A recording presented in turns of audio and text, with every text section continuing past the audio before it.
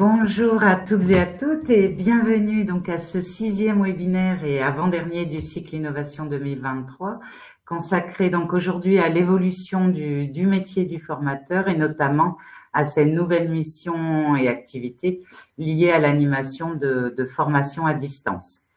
Je suis Isabelle Desmarais, chef de projet professionnalisation au C2RP et donc je suis accompagnée de Nicolas Lozansic, notre intervenant expert. Bonjour Nicolas, je te laisse te présenter.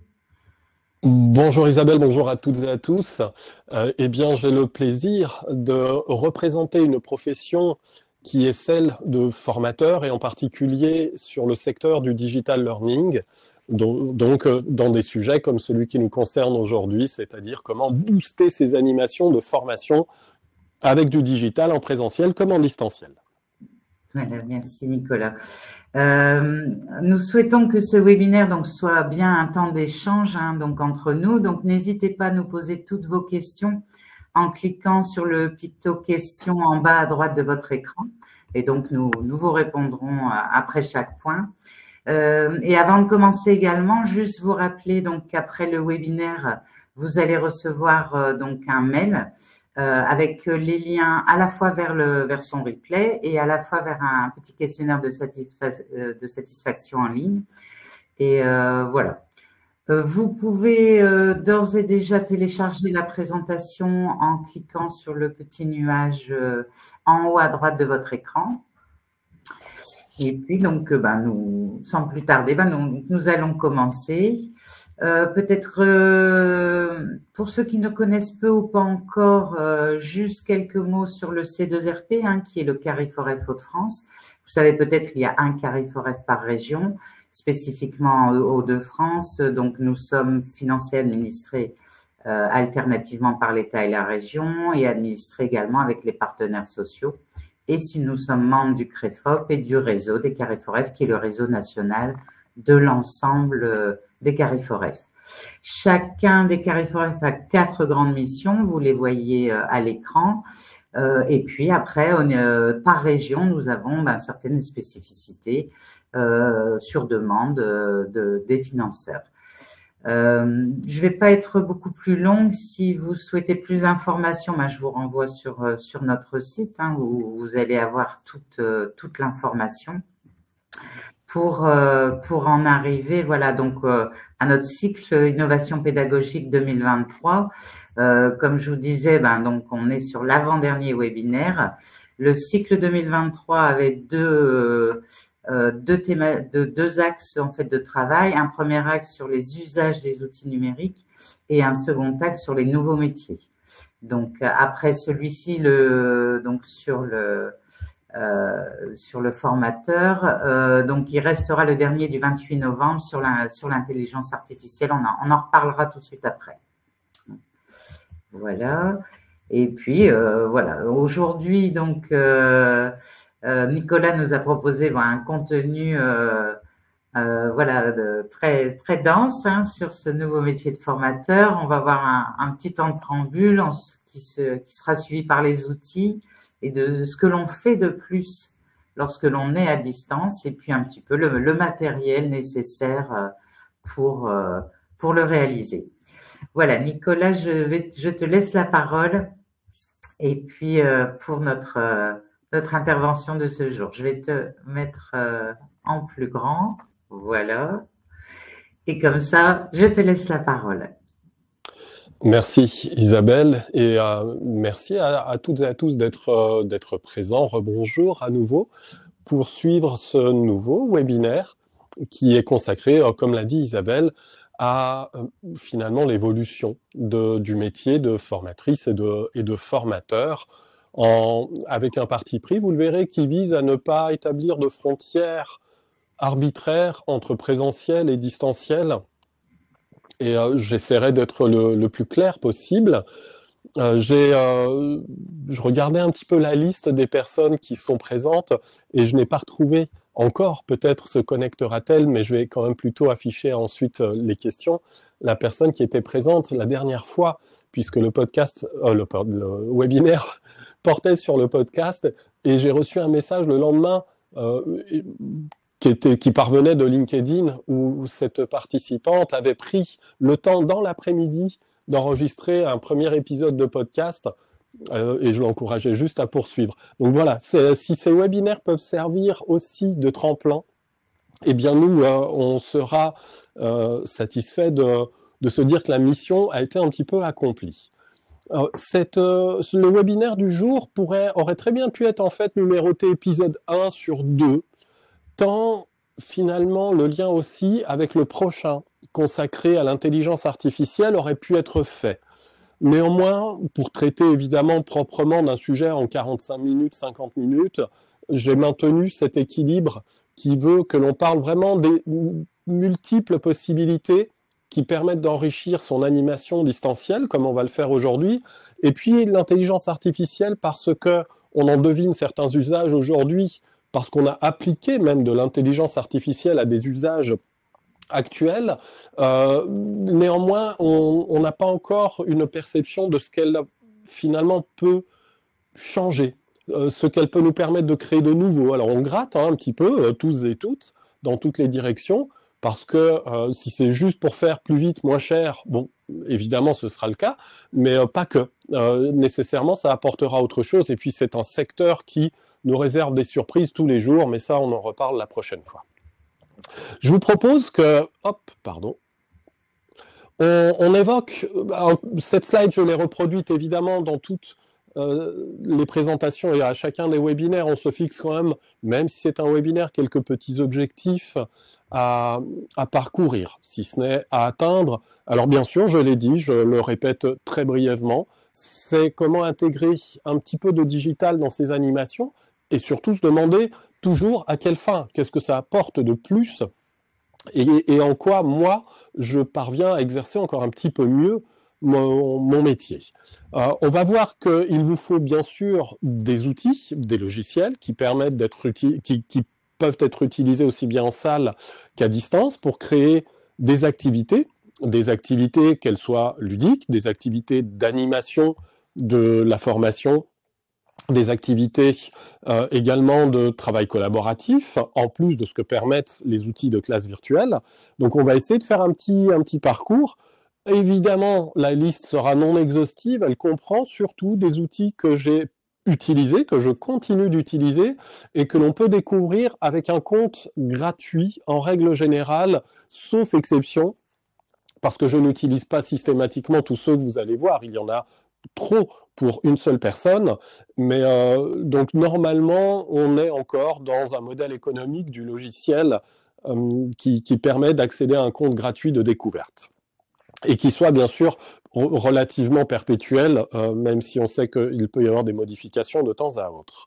Et bien sûr, le propos qui est le mien s'adresse à toutes celles et ceux qui ont des pratiques de formation, qu'elles soient régulières, que l'on soit vraiment formateur permanent, ou que ce soit une activité occasionnelle, quand bien même ce soit aussi des activités comme celles que l'on vous propose aujourd'hui, qui serait consacré à un webinaire. Une petite partie de mon propos eh bien, se trouve aujourd'hui sur mon bureau et je vous le montrerai tout à l'heure.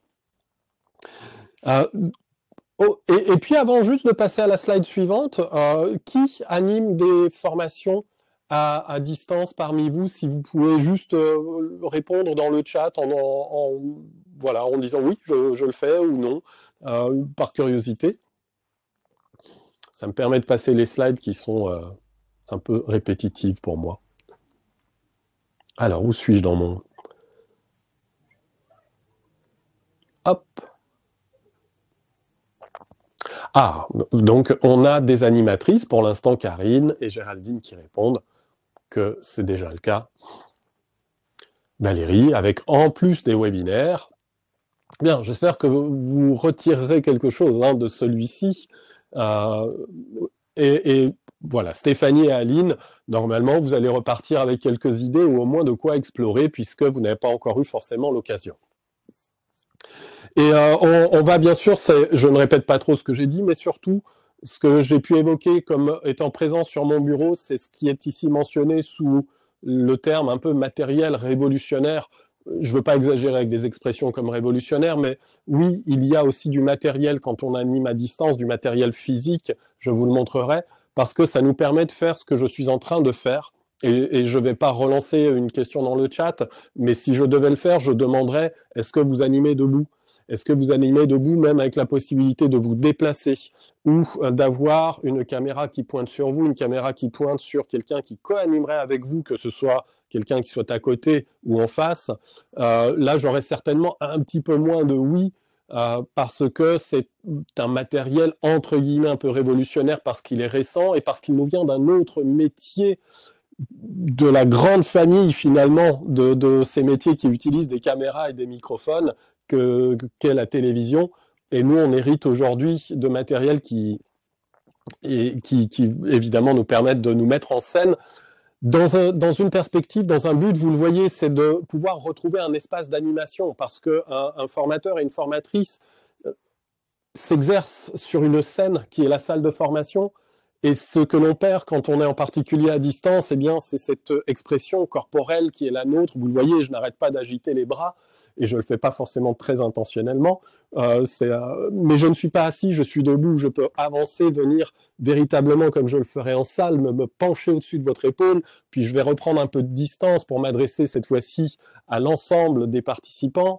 Puis je pourrais ensuite, parce que je voudrais vous présenter quelque chose qui est à 2 mètres, pouvoir passer sur une caméra me permettant d'y aller avec un microphone sans fil, pour ne pas non plus avoir d'interruption de son, voire de perte, de diminution de qualité de son. Donc voilà, vous voyez un programme qui se veut un petit peu vaste. Donc je vais quand même garder l'œil systématiquement aussi sur le chronomètre pour rester dans les temps et pouvoir tout parcourir et surtout vous laisser le temps d'intervenir, poser quelques questions. Si je continue tout doucement. Alors un petit préambule, petit préambule, vous le voyez, qui est ici indiqué, c'est ce culte que l'on a du PowerPoint, et je n'y déroge pas aujourd'hui, hein, c'est absolument pas une critique, je n'y déroge pas, j'utilise une présentation pour essayer d'alimenter mon propos, essayer de l'illustrer, donc on est en plein dedans, et j'aimerais juste savoir si, je vais disparaître un instant, si vous aviez déjà vu cette slide PowerPoint, si vous la connaissiez. Est-ce que quelqu'un l'a déjà vue à un moment ou à un autre? Puis vous voyez, je réapparais alors avec mon fond vert. J'ai évidemment des réglages que je pourrais perfectionner. Ah, il faut avoir passé un peu de temps sur les réseaux sociaux il y a un certain nombre d'années, et en particulier sur Twitter. C'est une slide qui avait beaucoup circulé. Pour la petite histoire, je ne sais pas si c'est vrai ou si c'est faux, elle a été présentée comme étant une slide qui a été utilisée lors de l'intervention de l'armée américaine en Afghanistan. Et cette slide est supposée représenter un certain nombre d'informations. Je crois qu'en particulier, il s'agit véritablement de toute la logistique et de l'ensemble des intervenants qui pouvaient se trouver là-bas. Mais voilà, le type finalement de slide qui avait été prise un peu en otage d'un discours qui consistait à dire faire des slides, ça s'apprend, pour se permettre de les rendre lisibles et compréhensibles. Alors c'est vrai que depuis maintenant quelques années, parce que tous les organismes de formation ont été confrontés à la période que l'on a vécue, qui nous a vu ne pouvoir animer que à distance, eh bien, j'ai accompagné des organismes de formation aussi sur ce portage de leur matériel en ligne. Et donc, je me suis rendu compte que beaucoup de présentations PowerPoint, en particulier, étaient peu adaptées à une utilisation en ligne. Là où elle pouvait être satisfaisante en salle parce que l'écran est très grand, eh bien, elle l'était considérablement moins à distance pour un certain nombre de raisons. Alors, il y en a pas mal, je pense que vous êtes aussi dans l'ensemble relativement au fait de tout ceci, mais on va faire un petit jeu. Si vous voulez bien, on fait un espèce de petite question-réponse assez rapide, mais si, par exemple, je dois traiter d'un sujet en particulier sur une slide, quelque part, c'est un peu niais ce que je raconte, un sujet, je le développe sur combien de diapositives, sur combien de slides, d'après vous? Ce sont des règles que je tiens d'un jeune homme qui est spécialiste, hein, et c'est son travail que d'accompagner des personnes qui ont besoin un peu de repenser la façon dont on fait ces slides.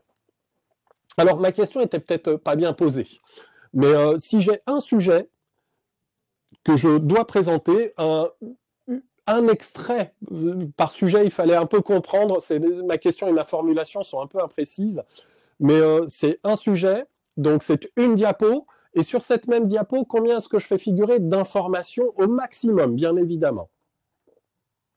Combien d'infos au maximum sur une diapositive? Alors 3, 4, 5, ah, une info pour Karine. Je profite de vos réponses. Vous voyez, c'est important aussi. Un coach vocal vous dirait qu'il faut toujours avoir une bouteille d'eau à côté de soi quand on anime, parce que les cordes vocales s'enrayent, elles sèchent. Une slide, une info, Ingrid 3. Eh bien, alors, c'est pas une règle absolue, hein, mais je tiens ça encore une fois, donc vous pouvez me gronder. Mais encore une fois, donc, ce jeune homme spécialiste de ces interventions donc, nous dit que sur une diapo, on ne met pas plus de 6 infos. Traduisons, si je fais une petite liste à puces, j'ai maximum 5 à 6 points que je peux évidemment présenter, qui restent compris, bien évidemment, dans la définition du sujet, c'est-à-dire qu'on ne fait pas de hors-sujet, ou on ne commence pas par, on ne va pas non plus aller embrayer sur ce qui suit. Donc ça guide un petit peu la construction de ces slides, et puis ça finit même par guider, vous voyez un peu la taille de ce que l'on fait figurer à l'écran, sauf que moi, je ne sais pas, des fois j'ai des lubies, je mets les choses comme vous le voyez un peu en travers. Qu'est-ce qui n'est pas le plus important sur une slide, d'après vous?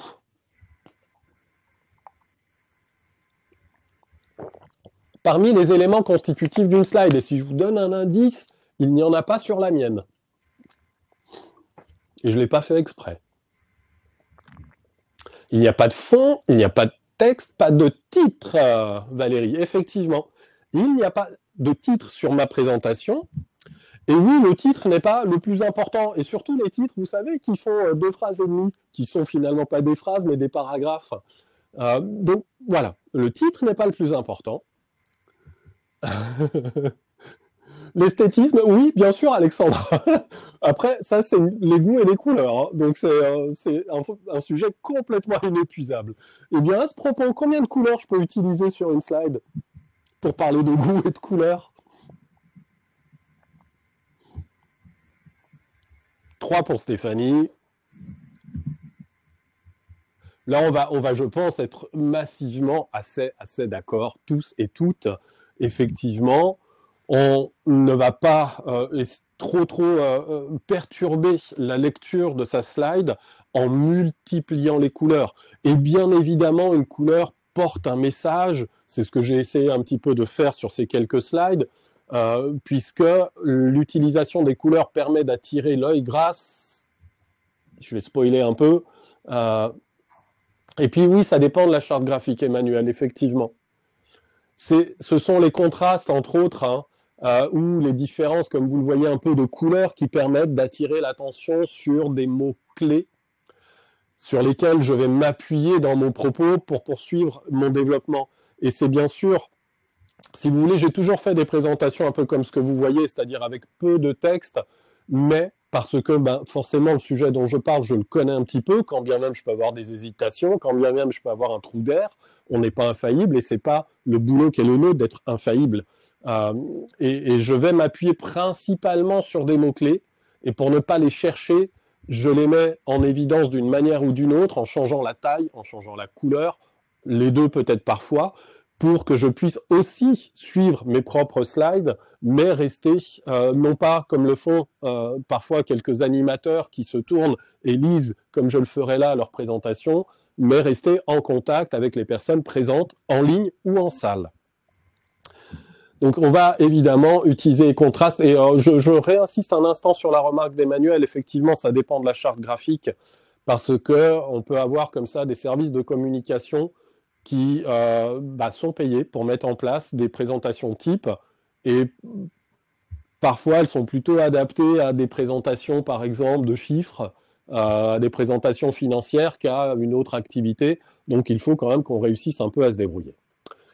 Qu'est-ce que je ne rédige pas de manière complète? On est à la fin de ce petit jeu. D'après vous, qu'est-ce que je ne rédige pas de manière complète?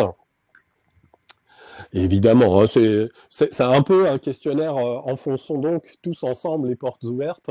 Mais ça fait du bien des fois d'enfoncer des portes ouvertes. Oui, oui, oui.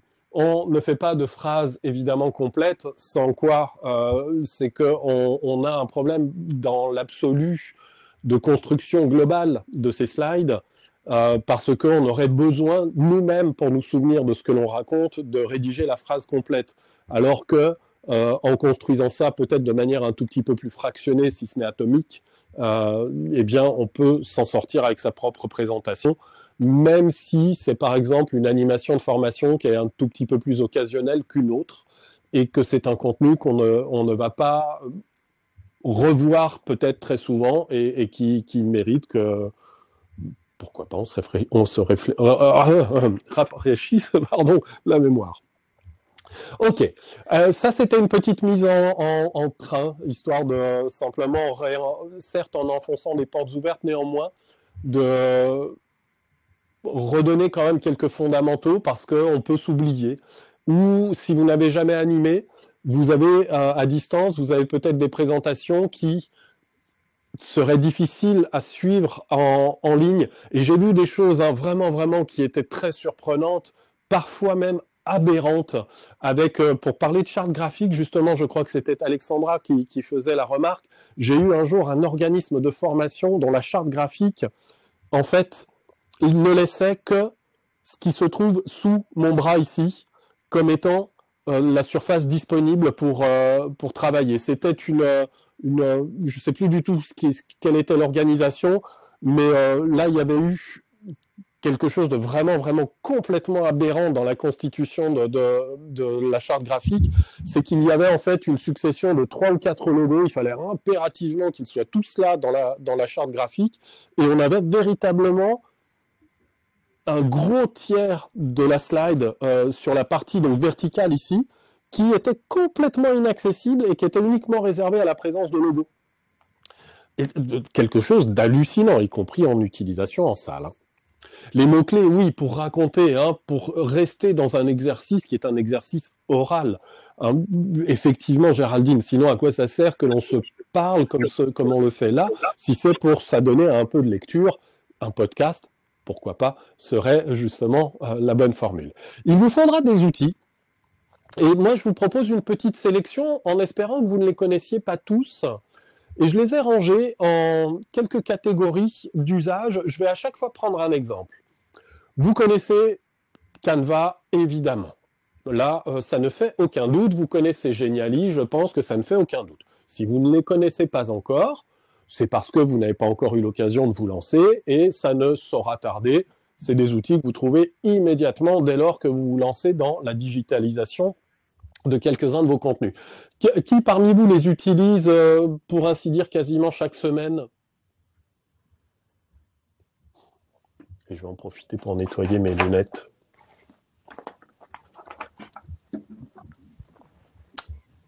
Est-ce que quelqu'un les utilise pour pratiquement chaque semaine? Canva, oui. Adobe Express, bien sûr. Geniali, oui. Ça fait partie des outils que l'on mentionne très spontanément, alors que curieusement, ce ne sont pas des outils qui sont historiquement destinés au marché de la formation. Je pense que les équipes de Geniali ont été extrêmement surprises même de l'accueil reçu dans le secteur de la formation digitale, parce qu'ensuite, à un moment donné, ils ne se sont pas empressés, mais ils ont comblé cette petite lacune que nous, dans nos métiers, on déplorait, en ajoutant la prise en charge de la norme SCORM, qui est nécessaire pour qu'un contenu Geniali puisse être intégré et tourner dans une plateforme de e-learning. Je ne vais pas développer. Néanmoins, ce que l'on utilise très peu quand on est un formateur digital, et moi je milite plutôt pour ça, c'est un smartphone. Parce qu'avec un smartphone, on fait absolument tout. On fait des visios, par exemple. Ici, là où je mets ma main, c'est un smartphone. Puis vous verrez que celui-ci va servir tout à l'heure. Et avec un petit système sans fil que j'aurai à mon bureau, je pourrais vous emmener dans mes bureaux et pour suivre le webinaire en allant vous montrer mes collègues, en allant vous montrer un tas de choses. Et il n'y a qu'avec un smartphone que l'on peut faire ça. Donc, il y a des applications. J'ai pu la présenter à l'occasion du webinaire qui était consacré à la vidéo mobile. Si vous n'étiez pas là, c'est une application qui est formidable de montage de vos vidéos. Et elle est en plus gratuite. Donc, si seul ou dans le cadre de votre entreprise, en équipe, vous voulez vous lancer dans la production de vidéos, lancez-vous avec un smartphone, c'est ce qu'il y a de plus simple. Enregistrer, vous savez faire. Vous pourrez revoir le replay normalement du webinaire où j'évoque quand même quelques éléments dits de grammaire audiovisuelle. Puis pour la partie montage, il y a une appli. Celui que je vais développer un tout petit peu, c'est lui. Est-ce que quelqu'un connaît VideoAsk ?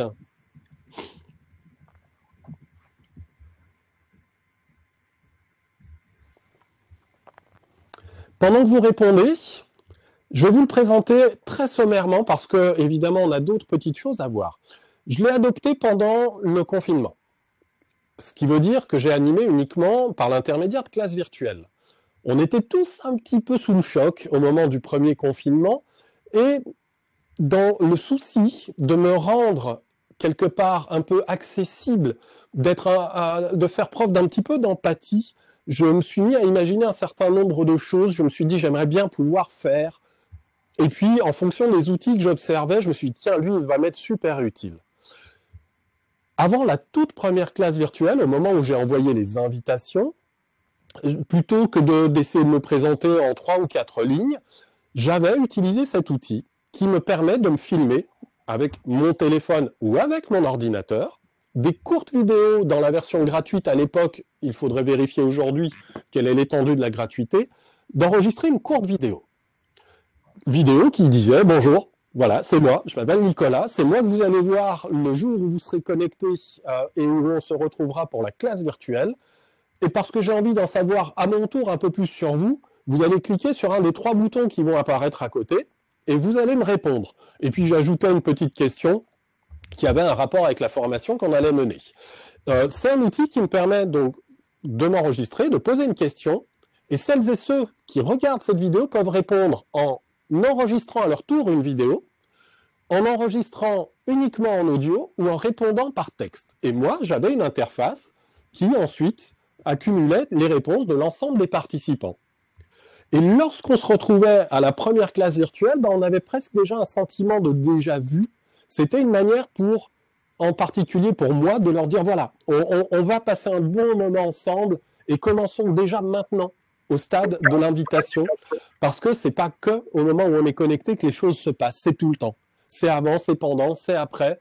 Et on peut avoir des petits outils qui, comme ça, viennent enrichir le formateur que je suis, pas fondamentalement la formation. Et ça, c'est super important. On cherche à alimenter en digital ces formations, là où on peut enrichir aussi des événements qu'il ne faut pas laisser de côté, qu'il ne faut pas ignorer. Même l'invitation mérite d'être autre chose que les tristes réceptions que l'on reçoit quand on fait un Teams ou un Zoom. Hein. C'est absolument barbare comme mail. Premier exemple. Deuxième exemple, l'audio, qui a longtemps été négligé, qu'on pourrait évoquer sous le nom de podcast. N'hésitez pas, ça, à tout moment, là aussi, pour digitaliser votre formation, mais aussi pour faire en sorte que vos stagiaires digitalisent des activités que vous leur proposez. Ils peuvent faire des vidéos, ils peuvent faire des podcasts.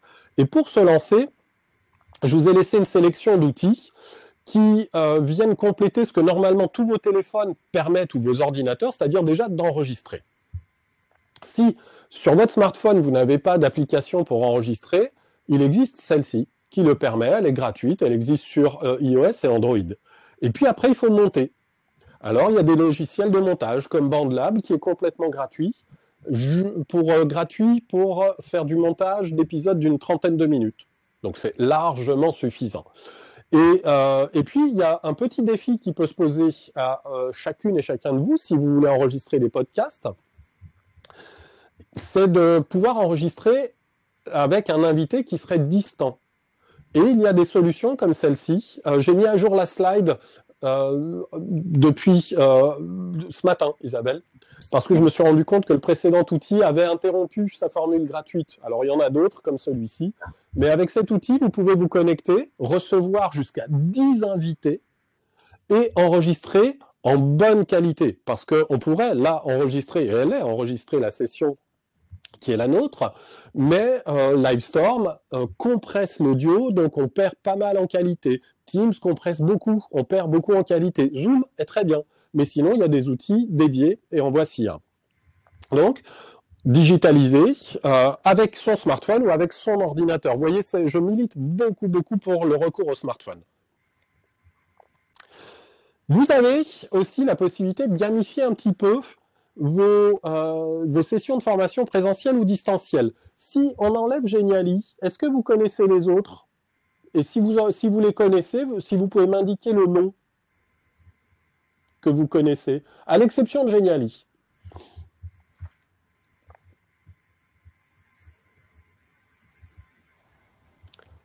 Kahoot, j'étais certain, j'ai failli dire à l'exception aussi de Kahoot. Kahoot est très connu, bien sûr. Je ne vais pas insister, je ne vais pas vous décrire tous les outils, sinon on va largement déborder en termes d'horaire. Mais ça fait partie effectivement des outils qu'on peut très facilement utiliser en salle comme à distance. Et parce qu'en plus, on peut lancer des défis par équipe. J'ai vu même un prof faire ça dans un petit amphi d'une école d'ingénieurs où il y avait 50-60 étudiants, élèves ingénieurs, mais qui étaient à fond. Et donc là, évidemment, l'enseignant se retrouvait dans une position très confortable où il avait l'adhésion de ses étudiants pour l'activité en question, mais évidemment pour tout ce qui précédait et suivait, parce qu'il savait que l'enseignant leur réservait à chaque fois quelque chose. Loki, c'est vraiment aussi, j'ai vu que vous étiez un ou deux peut-être à le mentionner, c'est si vous voulez mettre une forme de gamification spécifique dans vos animations, ça vous permet en fait de créer des petites boîtes fermées, Loki, cadenas, et vous mettez ce que vous voulez dedans, un code, un indice, et bien évidemment, vous allez avoir construit votre programme et votre parcours de formation pour faire en sorte qu'on puisse récolter des indices permettant d'aller ouvrir le cadenas et récupérer quelque chose qui nous permette de continuer de progresser. Donc c'est un petit subterfuge qui marche très bien, qui n'est pas compliqué à mettre en œuvre, que vous pouvez utiliser. Et sinon, vous devez connaître d'autres outils. Je ne vais pas vous préciser ce qui est plus fort que PowerPoint. Vous cliquerez sur l'image et ça vous enverra sur le site parce que je vais reparler de l'auteur de plus fort que PowerPoint. Fluky, vous connaissez aussi. Peut-être pas sous ce nom, sous un autre nom, parce que ça s'est un tout petit peu multiplié. Et quand je vous évoquais mes formations pour lesquelles j'avais fait cette petite vidéo, je disais bonjour, moi c'est Nicolas et on va se retrouver en formation. Quand on se retrouvait, on était d'abord content de se retrouver pour établir un peu le contact. Et puis, un début de formation, c'est toujours un petit peu, je ne vais pas dire délicat. Je ne suis pas un très grand fan des icebreakers, mais celui-ci m'amuse un peu. Vous savez, j'ai une roue que je vais faire tourner, qui va s'arrêter sur un prénom. Et c'est ce qui fait que voilà, je vais inviter le prénom qui apparaît à être le premier à prendre la parole, par exemple, pour se présenter. Ou quand j'ai une activité pédagogique, c'est qui veut prendre la parole et qui veut répondre. On se regarde un peu dans le blanc des yeux, pas de problème, on va tourner la roue, c'est le hasard qui va nous permettre de... Et ça, en général, ça provoque évidemment un peu de bonne humeur, des sourires. On finit par rigoler de celui qui a été tiré 3 fois de suite. Et voilà. Et là, c'est un plein bénéfice pour notre action de formation parce que en plus, eh bien, on a ces petits subterfuges de gamification qui font que on prend du plaisir. Donc, ça crée un début d'engagement qu'il faut savoir évidemment entretenir tout au long de la formation. Donc, on peut multiplier bien évidemment les modalités. Et Aline, si la question, enfin le Canva avec le point d'interrogation, c'est pour demander si Canva peut rentrer dans la case gamification. Bien sûr, évidemment.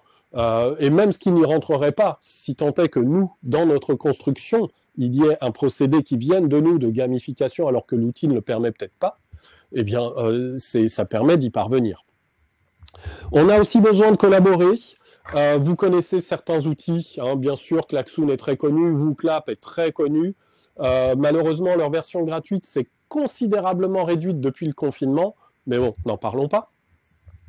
Qu'est-ce que vous ne connaîtriez pas? Alors, bon, il y a évidemment, c'est des outils que j'aime beaucoup, il y en a plein, j'ai mentionné celui-ci.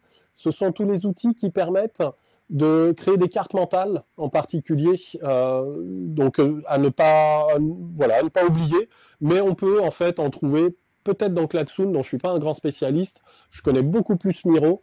Miro contient évidemment la fonctionnalité qui est propre à MindMeister, par exemple. Donc là, on a quand même des gros outils avec Miro et Klaxoon. WooClap est un bel outil très facile à utiliser. Oui, oui, oui, Géraldine, absolument. En plus, il y a des choses qui sont gratuites et open source qui vaudraient d'être présentes dans ma présentation. Et vous verrez, j'en mentionnerai tout à l'heure. Et j'avais dit que je reparlerais de quelqu'un à propos de plus fort que PowerPoint, c'est le brainstormer. Parce qu'il y a un prof, accrochez-vous bien, à l'université de Paris-Saclay, un prof de physique quantique. Alors, je ne sais même pas ce que c'est que la physique quantique. Hein, mais ça claque. Hein, je pense que quand il dit bonjour, je suis prof de physique quantique, bonjour monsieur. Et ce monsieur, il aime bien utiliser plein de choses pour digitaliser ses cours, digitaliser le présentiel, le distanciel, mais aussi le gamifier. Et il avait créé, donc, plus fort que PowerPoint, qui est un petit dispositif qui contient une dizaine d'activités qu'il pouvait lancer en présentiel et en distanciel, d'autant que pendant les confinements, il avait des étudiants qui étaient dans les deux cas, en présentiel et en distanciel. Et vous irez voir, donc, plus fort que PowerPoint, en cliquant sur le lien. Et puis, le Brainstormer, c'est sa dernière production. Il vient de créer un petit jeu qui permet, en fait, de faire du brainstorm. Je peux difficilement, Alexandra, vous donner les fonctionnalités principales pour cause de chronomètre. Mais vous verrez en cliquant dessus, pour l'essentiel, vous allez pouvoir aller les voir. Et il y a encore des outils que j'adore, encore une fois, qui renvoient au téléphone, comme Flipgrid. Ça n'est rien d'autre qu'un outil que je trouve, moi, absolument exceptionnel, c'est-à-dire qui me permet de créer une communauté. Ce serait nous, les 26 connectés actuellement. Et on est connectés donc dans un groupe de Flipgrid. J'ai besoin de vous, j'ai besoin d'aide, qu'est-ce que je fais? Je prends mon smartphone, je rentre dans le groupe et je pose ma question en me filmant. Et vous me répondez à votre tour en vous filmant. Et c'est, en fait, c'est presque du social learning, pour ainsi dire. Et c'est quelque part, là aussi, une des directions vers lesquelles moi je m'orienterai très facilement, c'est vers tout ce qui est quelque part, on s'aide tous mutuellement. Et moi, formateur, je suis là en animation, je suis là pour mettre en place des briques qui permettent aux stagiaires, aux apprenants de se connecter entre eux pour aussi se soutenir, pour co-construire et pas juste, en fait, simplement interagir avec des choses que je vais avoir créées. C'est là aussi notre défi quand on utilise des dispositifs digitaux, c'est de mettre en place, en fait, faire une sélection d'outils, les mettre en place pour qu'ils puissent vivre sans moi, qu'ils aient une vie autonome. Je reviens d'une formation il y a une dizaine de jours à Strasbourg, j'ai utilisé en salle Miro, il est toujours actif, j'ai reçu un message hier où on me disait quand tu auras le temps, on va voir, on a rajouté des choses. C'est-à-dire que l'équipe que j'ai formée est allée à la rencontre d'un expert métier dans son organisation, à son tour a présenté ce que nous, on avait utilisé en salle avec cet outil, et ils l'ont utilisé dans le contexte de leur projet avec un expert métier. Donc là, à ce moment-là, je considère un peu réussi ma mission, c'est-à-dire que j'ai réussi à utiliser un outil, créer quelque chose qui soit efficace, pas compliqué. Par pas compliqué, j'entends l'équipe que j'ai eue en face de moi n'était pas venue pour se former sur l'outil, mais sur les activités que portait l'outil. Et en plus, ce qu'on a réussi à mettre en place en matière de dispositifs de brainstorm a pu être utilisé dans le contexte du projet pour lequel j'intervenais. Et c'était l'équipe qui était cette fois-ci autonome face à ces experts. En général, j'essaye aussi de sélectionner des outils pas compliqués à prendre en main. Si c'est compliqué pour moi, je considère que c'est compliqué pour d'autres. Et que si je dois y passer trop de temps, je ne fais plus mon métier, je deviens spécialiste de l'outil en question. Normalement, tout est très simple. Celui-ci, je l'ai beaucoup aimé aussi. Est-ce que vous connaissez Frame VR? Le site internet est là, vous voyez. Est-ce que quelqu'un connaît cet outil?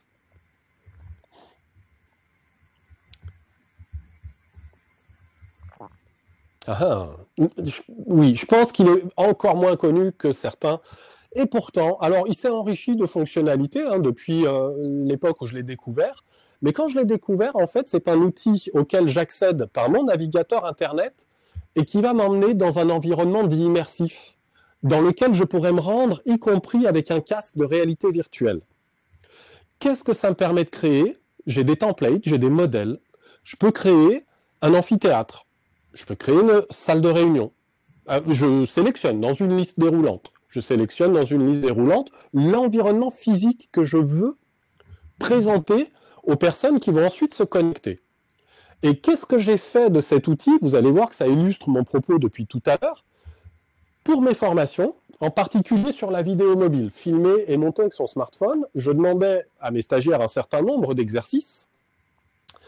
Et pour présenter le résultat des exercices et que l'on en parle tous ensemble à l'occasion d'une classe virtuelle suivante, je rentrais dans Frame, l'outil ici présent, je choisissais un modèle d'environnement qui était une galerie d'exposition, façon galerie d'art, donc avec des murs, des présentoirs, et je déposais les vidéos sur les murs de ma galerie pour finalement porter un pseudo-message. Je viens vous débriefer sur les œuvres, entre guillemets, que vous m'avez envoyées. Donc, quelque part, j'ai fait l'effort de présenter d'une certaine façon agréable, valorisante, les exercices qui m'ont été envoyés. En plus, il y a ce côté un peu galerie d'exposition, donc c'est presque un peu valorisant. Et là encore, qu'est-ce que j'ai fait? J'ai pas créé une activité. J'ai créé quelque chose qui mette en valeur, qui crée de la valeur pour mon action de formation. C'est un outil que je trouve intéressant, entre autres pour ça. Et puis c'est bien sûr un outil dans lequel j'aurais pu créer des activités, le laissant perpétuellement ouvert pour que mes stagiaires puissent s'y rendre, puis ils s'en vont, ils reviennent, ils retrouvent tout en place comme ils l'ont laissé et ils continuent. Moi, l'utilité que j'en avais eue, parce que le sujet de ma formation ne se prêtait pas à un usage plus intense de cet outil que ce que j'en ai fait, c'était de l'utiliser vraiment comme un instrument de valorisation de mes stagiaires et de leurs travaux. Encore une fois, ce souci que j'ai tout le temps quand j'anime à distance, c'est de valoriser le travail et de le présenter du mieux possible, en même temps que, évidemment, je faisais un feedback sur les vidéos que j'observais. Il y a une catégorie d'outils. Est-ce que vous connaissez l'un des deux que j'ai rangé dans une catégorie qui s'appelle couteau suisse? Parce qu'en fait, c'est des outils multi-outils qui font plein de choses.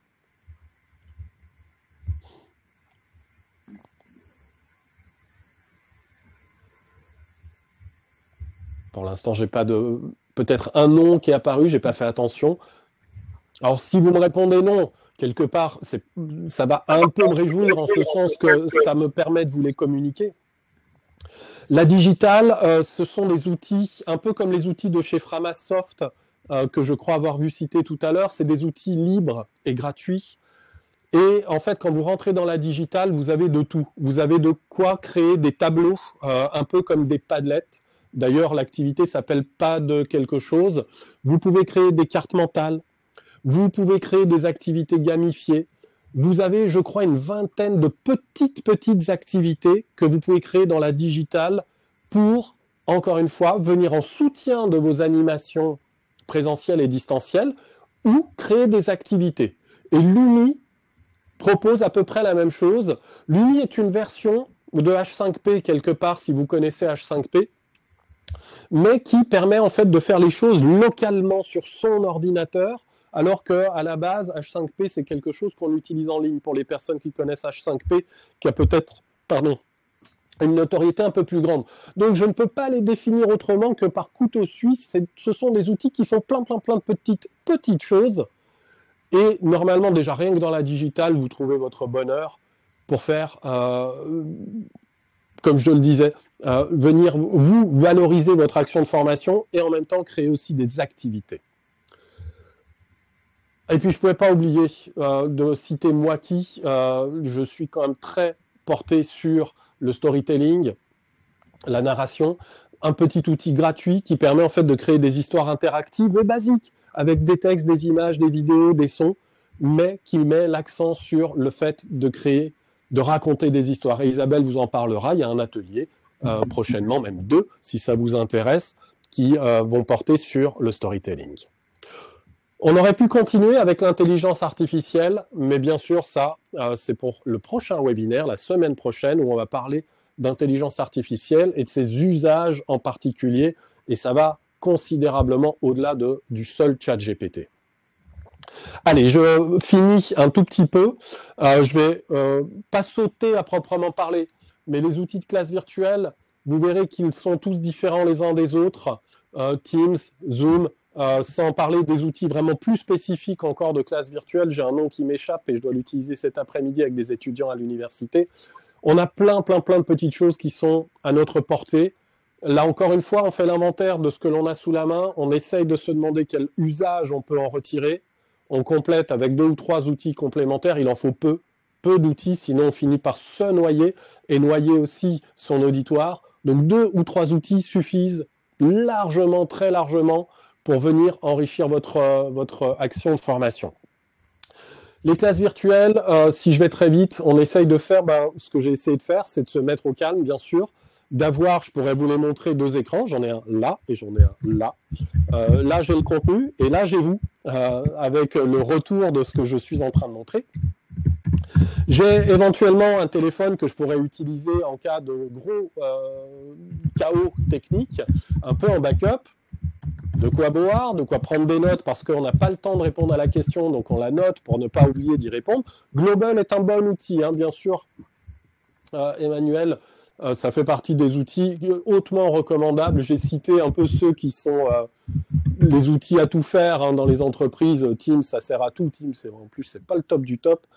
Je crois que Elon Musk, comme ça, s'est moqué un peu hier ou avant-hier de Microsoft dans le Capharnaüm qui entoure ce qui s'est passé ce week-end avec les propriétaires de ChatGPT. J'enfonce des portes ouvertes, mais en règle générale, on essaye de laisser respirer. Je ne veux pas rentrer dans les considérations de temps parce que finalement, il y a beaucoup de choses qui sont dites et beaucoup de choses qui sont faites. Et les deux ne correspondent pas toujours. J'ai des clients qui me demandent d'animer toute la journée, pendant 7 heures. Alors, on peut s'évanouir à l'énoncé qui est le mien, mais je peux vous dire que j'ai eu une fois, même une personne qui avait fait les 7 heures qui a dit « je me serais cru en présentiel ». Alors, c'est une personne avec laquelle les choses avaient fonctionné. Peut-être qu'il y en a d'autres qui n'ont rien osé dire et qui ont trouvé ça trop long. Mais voilà, il y a toujours, on essaye, nous, de faire en sorte que quel que soit ce que nous demandent nos clients, on puisse leur apporter des conseils, on puisse peut-être réfléchir les formats avec eux, mais que s'il y a des obligations, parce que c'était des obligations qui étaient liées à mes stagiaires, il fallait que ce soit fait dans la journée, eh bien, j'essaye de faire en sorte que ça se passe correctement et qu'on parvienne au résultat qui est espéré, celui pour lequel on est missionné. Donc, les questions de durée, je ne suis pas non plus complètement à fond dessus. Cette slide est une slide de synthèse. Et puis surtout, dernier petit point avec lequel je vais quasi conclure, vous voyez, j'essaye, dans la mesure du possible, de recréer en fait une présence scénique, de pouvoir insister quand il faut insister, de venir m'effacer doucement, voire de m'effacer complètement à certains moments, pour apparaître discrètement, ou revenir, encore une fois, reprendre la parole. C'est le jeu qu'on essaye d'avoir aussi en salle, mais dont on est dépourvu quand on est à distance. Et aujourd'hui, on commence à avoir les moyens de recréer des choses qui le permettent. Donc on essaie de faire attention au son, à la lumière, pour que les choses aillent bien. Alors moi, vous voyez, j'ai une fenêtre ici, et comme je n'ai pas allumé les éclairages qui sont là, donc j'ai beaucoup de lumière là, j'en ai un peu moins là. Donc vous voyez, il faut que je m'applique à moi-même les conseils que je donne ici. Et pour faire ce que je viens de faire, idéalement, dans tous les cas, il est recommandé d'avoir un microphone et à peu près un microphone de qualité, hein, pour que le son soit vraiment, on va dire, le plus feutré possible. J'utilise volontairement l'expression feutré parce que lorsqu'on est en train de s'écouter mutuellement, si on est équipé de microphones de mauvaise qualité ou pire, pas de microphone, c'est une session qui est très fatigante physiquement. Nos oreilles souffrent rapidement et ça laisse un souvenir assez désagréable finalement parce que on a des oreilles très sensibles. Donc on essaye vraiment de s'équiper d'un assez bon microphone. En plus de la vigilance que l'on a, quant à l'espace que l'on va occuper, parce qu'on peut avoir un bon micro, mais dans une pièce avec une acoustique déplorable, avec beaucoup de réverbération, le micro ne fera pas de miracle. Donc il y a des petits micros qui servent à plein de choses. Oui, bien sûr, Ingrid, la remarque est pertinente. L'image, on essaye de la soigner aussi, on est en 2023. Les webcams, on a là, comme ça, sur mon ordinateur, sauf que je vise en fait le téléphone qui est là, les webcams sont pas terribles, elles s'améliorent. Les constructeurs rivalisent maintenant de qualité et d'ingéniosité parce qu'ils savent qu'on fait un max de choses à distance. Mais, pardon pour la façon dont je vais le dire, non, je vais pas le dire comme je vais le dire, je vais le dire en citant des personnes que j'ai accompagnées dans ce que je vais vous montrer ensuite, qui sont des professionnels de la formation. Il y a des entreprises, des agences digitales. Il y a Skillsday, par exemple, qui est une agence de digital learning que vous connaissez peut-être, dont l'un des dirigeants qui était présent lorsque je les ai accompagnés dans l'acquisition de matériel m'a dit « c'est une obligation professionnelle pour nous, c'est une faute si on n'offre pas une qualité de diffusion quand on est à distance, parce qu'on est en 2023, on n'est plus en 1995 ». Et pardon de le dire comme ça, c'est pour provoquer des fois un peu un électrochoc. On est à distance, on a un impératif de qualité en 2023. Quand c'est notre activité permanente. Hein. C'est un parti pris. Vous n'en voudrez pas, il est contestable, comme tout parti pris. Un peu de lumière, on en trouve très facilement. Pourquoi pas ce que vous voyez là derrière moi? C'est exactement le modèle que vous avez, que vous n'avez plus, que vous avez à nouveau maintenant à l'image, qui est derrière moi, qui peut être mis à la verticale ou à l'horizontale. Moi, il est à l'horizontale. Ça me permet de tendre les bras au maximum et de ne pas dépasser du fond. Ça me permet de faire ce que je suis en train de faire avec vous, c'est-à-dire de propulser la présentation, de me trouver devant, puis de faire comme ça la météo, et de bouger, de passer de l'autre côté, etc. Et si j'en reviens au point de départ qui a été le mien, ça nous renvoie finalement à la question de la construction de sa présentation, parce que vous voyez que j'ai beaucoup de slides où en fait je me suis laissé une place pour ne pas trop couvrir ce qu'il y a à voir. Ce qui arrive quand même parfois. Et puis la petite magie, je vous en avais parlé, elle est là. C'est ce boîtier qui est devant moi. Alors je vais vous le faire en temps réel. Tout à l'heure, ça m'a quasi déconnecté, il faut que je fasse très attention. J'avais eu un bug. Je vous montre. Donc j'ai mon téléphone, un petit adaptateur. Je pourrais ne pas en avoir besoin si j'avais raccordé un dispositif sans fil. Hop, là. Je vais me connecter. Et je vais vous montrer donc le petit boîtier qui est devant moi, qui me permet de faire l'animation que vous voyez, laquelle, c'est-à-dire de passer, par exemple, de ma slide à ce que me propose un premier smartphone ici, et à ce que me propose un autre smartphone ici.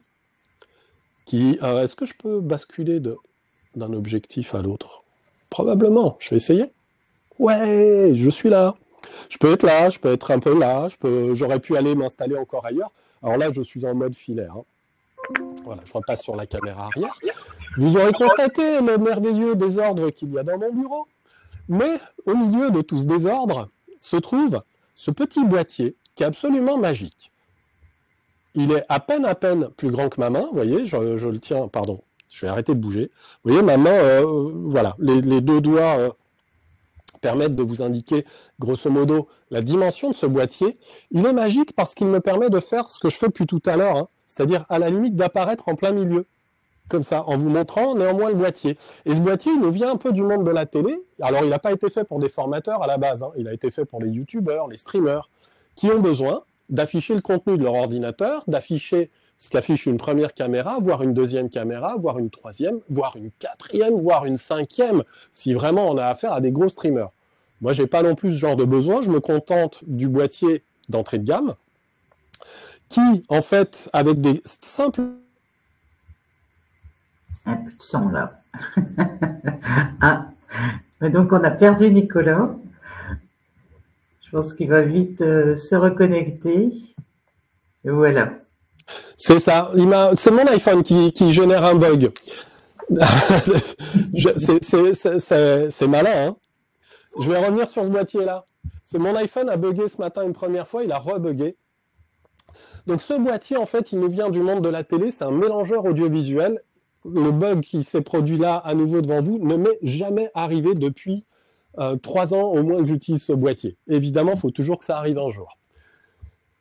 Et en gros, je fais rentrer dans le boîtier tous les flux vidéo. Donc j'ai 4 flux vidéo, j'ai mon ordinateur et j'ai 2 téléphones, celui qui est là et celui qui a bugué. Et il me reste encore de la place pour éventuellement un autre téléphone, une caméra, un appareil photo, tout ce qui peut être raccordé en HDMI. J'ai un petit bouton magique ou deux pour la prise en charge du son. Je ne vais pas vous le montrer parce que ça va rebugger. Donc, Effectivement, ça a rebugué. oui, ça a Ah, là, par contre, on n'a plus de son de notre côté. de temps en temps. Ah, ça y est. Ça y est, on t'entend, Nicolas. C'est bon. C'est aussi les navigateurs qui, les outils comme l'iStore dans un navigateur sont parfois un peu fragiles, surtout quand on a un écosystème Apple qui n'est pas très tolérant avec les outils en ligne. Je disais qu'on a donc la possibilité de tout faire rentrer dans le boîtier et via les 4 boutons, eh ben, de pouvoir switcher. Et avec un peu de matériel, on arrive à faire des animations qui soient de plus en plus proches finalement de ce que l'on peut faire en salle.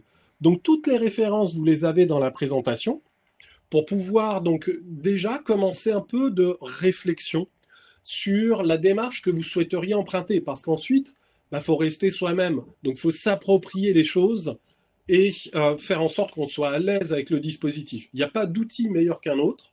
Il y a juste l'outil qui va bien pour l'usage que l'on espère et qu'on recherche. Et ensuite, on essaye d'être la personne que l'on est quand on est en salle. Et parce que je suis exactement comme ça quand je suis en salle, parce que je me redonne aussi le confort d'animation, en quelque sorte, que je peux avoir en salle. Et puis, vous aurez des coordonnées. Si vous avez des questions, je réponds toujours, en général, aux questions. Il n'y a que par distraction que je peux parfois m'égarer. Voilà, j'espère que vous avez trouvé des choses intéressantes dans cette présentation. Que le petit boîtier, et oui, et Karine, bonne question, je l'attendais. Parce que, évidemment, je ne proposerai jamais ce boîtier, je n'en parlerai pas s'il n'était pas accessible. C'est comme les logiciels. Si c'est trop compliqué, je laisse tomber, même s'il est magique. Si mon boîtier est trop cher, je n'en parle pas. Il fait 270 €. Donc, pour une activité quasi quotidienne, il est rentabilisé 100 fois. Et ensuite, c'est du matériel que je réutilise. Parce que mon smartphone, je fais des podcasts avec, je fais des vidéos avec, je fais mes webinaires avec. Donc, c'est que du matériel réutilisé. Je n'ai pas acheté de caméra en particulier. Donc, c'est vraiment, quelque chose à... Je ne retrouve pas le petit nuage pour télécharger la formation. La présentation. En haut à droite. Mais vous allez recevoir tout ça. Oui. Sinon, vous avez un bouton Apps pour application et normalement, en cliquant dessus, partage de fichiers, vous devez le retrouver également. Et puis, si vous avez quelques questions, il nous reste quelques minutes, avec grand plaisir pour vous répondre.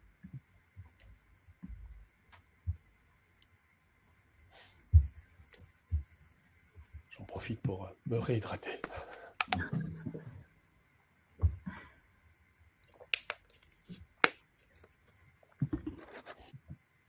Et en tout cas, merci d'avoir répondu à l'invitation à nouveau et d'avoir été présent. Parce qu'il y a toujours des impératifs. Effectivement. Il nous reste très peu de temps, Nicolas, donc on va peut-être conclure. Ah, il faut acheter aussi un double écran et le paravent. Oui, un petit écran, c'est à peine plus d'une centaine d'euros. Le truc qui est derrière moi, le fond vert, qui est livré avec son pied, je crois, fait 80 €. Vous voyez que l'ensemble, en fait, quand on additionne tout, ça fait une somme, mais c'est pas non plus des sommes délirantes. Et encore une fois, si c'est une activité qu'on mène régulièrement, on va dire que c'est l'équipement de base. C'est comme acheter ses vêtements et ses chaussures de sport. Eh bien, ça, c'est mon équipement de formateur. Je vais peut-être revenir sur la présentation, Nicolas, et je vais aller tout au bout pour la conclusion. Alors, hop, on a vu tout le matériel. Voilà, juste quelques mots donc de conclusion pour terminer. Donc, comme je vous l'ai indiqué au début du webinaire, donc vous allez recevoir par mail les liens donc du replay du webinaire et du questionnaire. Merci d'y consacrer quelques minutes, puisque c'est l'occasion pour nous de nous dire ce que vous souhaiteriez voir abordé ensuite ou en approfondissement de ce webinaire, également sur tout autre sujet que vous voudriez voir abordé, notamment dans le cadre de la programmation 2024. Alors, pour rester en contact avec nous, évidemment, n'hésitez pas à vous abonner à nos newsletters. Voilà, je vais vous remettre le lien des prochaines interventions. Voilà, je vous le mets dans le chat. Et puis, parce qu'on termine en fait un des cycles. Donc, Nicolas vous l'a dit, vous avez le 28 novembre un webinaire donc à la même heure sur les IA génératives en formation. Et puis également donc 2 ateliers. Donc, suite aux webinaires qui ont eu lieu sur le storytelling et la vidéo, donc on fait 2 ateliers sur chaque thème, un à Lille, un à Amiens, donc les 8 et 15 décembre, donc matin, après-midi. Et là, ça fait partie en fait donc de notre forum de fin d'année, le forum Résonance, avec vous allez retrouver tout un programme sur plus de 45 événements, donc du 4 au 18 décembre. Alors, ce forum commence le 1er décembre par une ouverture qui se fait à Méholt, et donc la clôture se fera le 19 décembre. Donc là, à la Cité des Échanges de Marc-en-Barœul. Voilà. Donc, je vous ai mis le lien. Donc, n'hésitez pas donc à consulter les différents programmes et à vous inscrire à ceux qui vous intéressent, y compris bien sûr ceux sur l'innovation. Et puis, vous avez également notre mail professionnalisation donc @c2rp.fr pour toute question, toute demande et des informations qui vous manqueraient. Voilà, donc nous en avons terminé. Donc, Nicolas, un grand merci. Merci pour cette intervention. Donc, on se retrouve la semaine prochaine. Voilà, je te redonne la parole pour une dernière conclusion. Merci à toi, Isabelle, et merci à toutes et à tous d'avoir été avec nous. Alors, des ateliers pratiques à Lyon, je peux en organiser parce que je suis lyonnais, Karine. Et ça, il faudrait me contacter pour voir si c'est faisable. Mais les 2 ateliers évoqués donc par Isabelle sont le 8 décembre à Amiens et le 15 à Lille. Au C2RP. C'est vrai que donc ce sont des animations donc mises en place dans le cadre du programme d'activité donc du Cariforef Hauts-de-France. Sur Lyon, il y a un autre Cariforef. Peut-être qu'il a également ce genre de manifestation. Là, il faut vous rapprocher du Cariforef de Lyon pour avoir leur programmation. Voilà, écoutez, nous, il reste à vous remercier. Merci de votre participation. Et puis, donc, à très bientôt pour un prochain webinaire ou des prochaines activités. Merci à toutes et tous. Et à bientôt. À la semaine prochaine, peut-être. À la semaine prochaine. Bonne journée. Bonne journée, au revoir.